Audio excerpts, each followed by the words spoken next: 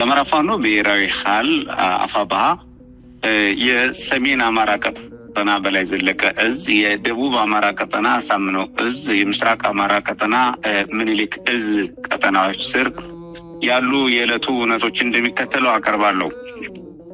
በአማራ ፋኖ ብሔራዊ ኃይል ሰሜን አማራ ቀጠና በላይ ዘለቀ እዝ ሜጀር ጀነራል ባንታ ባታ አንደኛ ኮር የጠና ገላውዴዎስ ክፍለ ጦር አናብስ ከጧቱ 2 ሰዓት ጀምሮ ለ1 ሰዓት ያህል በቆየ አጭር አውደ ውጊያ ወረታ አጠገብ ጉማራ ከተማ ላይ ጠላትን ሙትና ቁስለኛ አድርገው ማጥቃት የቻሉበትን አውደ ውጊያ መፈጸም ችለዋል። በዚህም ድል የአድማ ብተና አመራሮች ሳይቀር የጥቃቱ ሰለባ ሲሆኑ ከተሰዉት መካከል 4ቱ አስክሬኖች የጠላት አመራር መሆናቸውን ማረጋገጥ ተችሏል።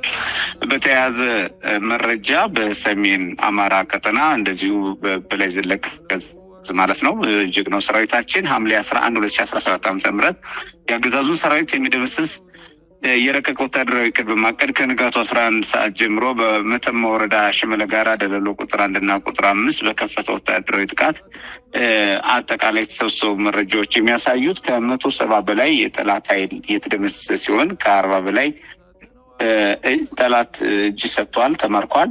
ከ100 በላይ የነፍስ ወከፍ የጦር መሳሪያ ክላሽንኮቮችን ጨምሮ የተማረከ ሲሆን 6 የቡድን የጦር መሳሪያ ማለትም ብሬንና ስናይፐር ተማርኳል። 1 ዲሽቃ ሞተራይዝድ የጦር መሳሪያ እንደዚሁ ተማርኳል። 5 አይኮም ወታደራዊ ሬዲዮ የተማረከ ሲሆን 1 ሽጉጥ ከአመራር ወገብ ላይ ከተደመሰሰ ወታደራዊ መኮንን አመራር ወገብ ላይ የተማረከበት ስኬታማ ኦፕሬሽን እንደነበረ ዘግይቶ የነበሩ መረጃዎች ሰባስበን የተገኙ ውጤቶች ያሳያሉ።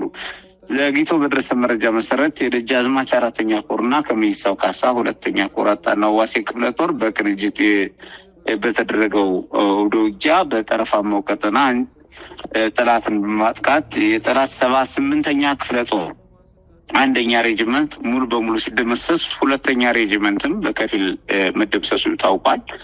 የአብይ አህመድ 78ኛ ክፍለ ጦር 1ኛ ሬጂመንት አዛዥ ሻለቃ ኤፍሬምም በደለሎ ቁጥር 1 ከተደመሰሱት መካከል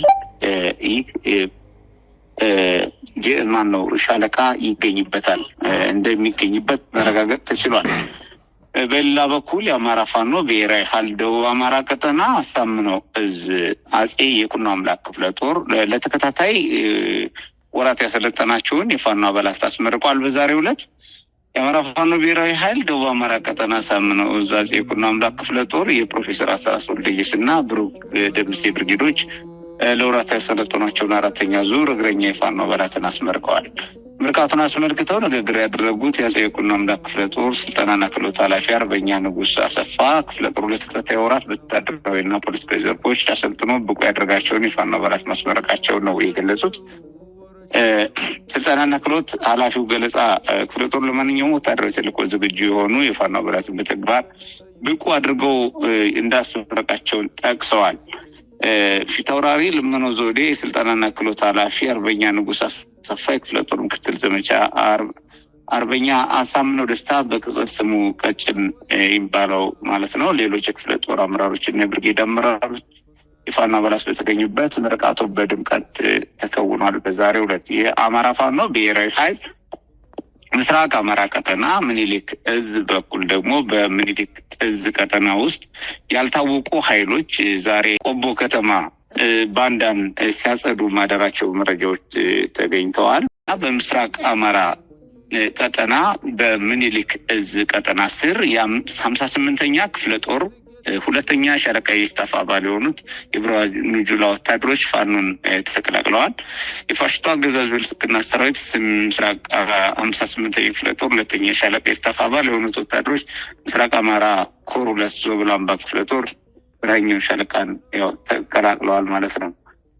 ወታደራዊ ቅዶቻችን ለሙከራ ያህል የተሞካከሩ ይኖራሉ እንጂ ሙሉም ወታደራዊ እቅዳችንን ተግባራዊ አላደረግንም። አስፈላጊ በሆነበት ቀንና ሰዓት ተግባራዊ እያደረግን በመሰረታዊነት ነፃ ማውጣት የሚያስችሉ አውደ ውጊያዎችን ህዝባችን ነፃ ማውጣት የሚያስችሉ ትልልቅ ድል ሊጎናጸፉ የሚችሉ ነፃ ሊያወጡ የሚችሉ እና አጠቃላይ ስርዓተ መንግስቱን በከፊልም ቢሆን ሊያፈርሱ የሚችሉ ወታደራዊ ግዳጆች ይኖሩናል። በቀጣይም መቼ ነው እንደዚህ ነው የሚለውን ለጊዜው እንተውና በአጠቃሎ ግን ወታደራዊ እንቅስቃሴዎችን እናደርጋለን። ከእቅዳችን ጋር በተያያዘ ያደረግናቸው ከተለያዩ ኮሮች ያደረጓቸው እንቅስቃሴዎች፣ ክፍለ ጦሮች ያደረጓቸው እንቅስቃሴዎች ጋር በተያያዘ እጅግ አመርቂ ውጤቶች ነው የተገኙት። በተለይም ደግሞ በዚህ አንድ ወር ውስጥ የተደረጉ አውደ ውጊያዎች ከፍተኛ ምርኮ የተገኘባቸው፣ የጠላት ኃይል የፈረሰባቸው፣ እንደዚሁም ደግሞ የተደመሰባቸውና ተሸማቆ ቀጠናዎችን ለቆ የሸሸባቸው አውደ ውጊያዎች በመደረጋቸው ተከትሎ በጥቃቅን የሙቀትና ቅዝቃዜ መለኪያ አውደ ውጊያዎች የተገኙ ውጤቶች እጅግ አበረታች ናቸው። ለመፈተኛ የተደረጉ ውጊያዎች፣ ለሙከራ የተደረጉ ውጊያ እቅዶች ሙሉ በሙሉ ውጤታማ ናቸው። ከዛም በላይ ከ100% በላይ በአንዳንድ ቀጠናዎች ውጤታማ ሆነው ታይተዋል። ከዛ በዘለለ ዛሬ የተጋሩ ምስሎች አሉ እና ቪዲዮዎች አሉ። ተንቀሳቃሽና ተንቀሳቃሽ ያልሆኑ ምስሎች ተጋርተዋል። በተለይም ደግሞ ምርኮኛ ጋር የተያያዘ ከጦር መሳሪያ ምርኮ ጋር እንዲሁም ሰብአዊ ምርኮ ጋር የተያያዙ መረጃዎች ወጥተዋል። ከዛ በላይ የሆነ ግን የተደመሰሰ ጠላት በየቦታው አርሶ አደሩ እርሻውን ትቶ እንዲቀብር የተገደደባቸው እጅግ በጣም በርካታ ኃይል በየሸጡ በየተራራው በየመንገዱ ተንጠባጥቦ ያለበት ሁኔታና ነው። በተለይም ደግሞ 4ኛ ኮር ቀጠና በሰሜን አማራ ቀጠና በተደረገው ውጊያዎች ከፍተኛ ድል የተገኘበት 170 ኃይል በአንድ ቀጠና መደምሰስ ማለት እጅግ በጣም ከፍተኛ ቁጥር ያለው ነውና አንደኛው የተደመሰሰው ቁጥር ከፍተኛ ነው። በምስል ያልተገለጸ ድል ነው ማለት ነው። በምስል የተገለጹ ድሎችን በተመለከተ ደግሞ አብዛኞችን በምስል አላቀረብናቸውም። ምክንያቱም ካለው ሁኔታ አንፃር በርካታ ሰራዊት ነው በሽሚቆጠር ሰራዊት በአንድ ቦታ ለመመገብ ለማንቀሳቀስ ስለማይመችና ወታደራዊ እቅዳችንና አሰፋፈራችንም ይህን ስለማይፈቅድልን ሰራዊት ተበታትኖ ትጥቆችን እንደያዘ በተለያየ ቦታ ስለሚያርፍ እነዚህም ቪዲዮዎች በአንድ ቦታ ላይ አሰባስቦ ለማቅረብ ፎቶዎችን ለማቅረብ ስላላስቻለ እንጂ ከዚህም በላይ የሆኑ ቪዲዮዎችና ፎቶዎችን አሰባስቦ ማሳየት ይቻላል ከተገኘው ድል አንጻር ማለት ነው። እንዲሁም በተለያዩ ቦታዎች የተደረጉ ወታደራዊ መጥቃቶቻችን ከዛ በላይ የሆነ ውጤት የተገኘባቸው ናቸው።